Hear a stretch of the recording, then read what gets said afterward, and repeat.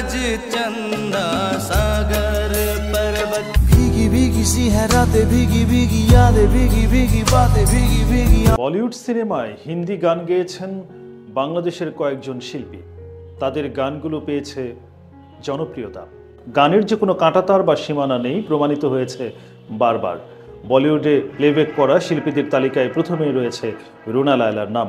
1976 সালে বিখ্যাত সঙ্গীত পরিচালক কল্যাণজি আনন্দজির সুরে সে এক বাড়কার এক সিনেমার আইটেম গানে প্রথম কণ্ঠ দেন রুনা। এরপর তিনি ভূপিন্দর সিংয়ের সঙ্গে ঘরুন্দা ছবিতে দো দিওয়ানে শেহের মে গান করেন। মোহাম্মদ রাফির সঙ্গে জানি বাহার সিনেমায় রুনার গাওয়া মার গাওরে গানটি বেশ আলোচিত হয়। এছাড়াও রুনা বলিউডে ও মেরা বাবু, সিলসাবিলা, মে তু নাচুঙ্গি, সপনো কা মন্দির, আয় দিলওয়ালে আও ও কাহো সাখী কাহো গেয়েছেন।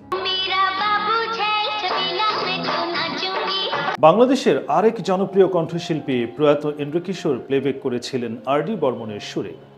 1986 সালে বাংলাদেশ ভারত যৌথ প্রযোজিত প্রমোদ চক্রবর্তীর পরিচালনায় শত্রু সিনেমায় গান করেন তিনি।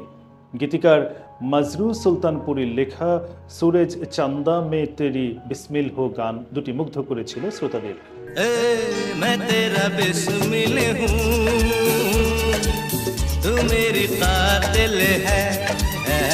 বাংলাদেশি সঙ্গীত শিল্পী মিতালী মুখার্জি 1987 সালে হিন্দি সিনেমায় গান করেন।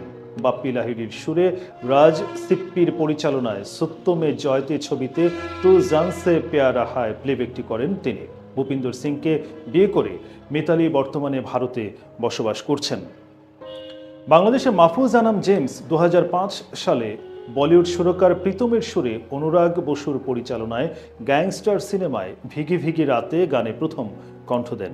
গানটি শ্রোতাদের ব্যাপক মুগ্ধ করে। এরপর 2006 সালে জেমস ও লামহে ও 2007 সালে লাইফ ইন এ মেট্রো সিনেমায় আল বিদা রিশদে ও চাল চালে আপনে ঘর গানে অংশ নেন। 2013 সালে ওয়ার্নিং ছবির বেবাসি গানটি গেয়েছিলেন তিনি।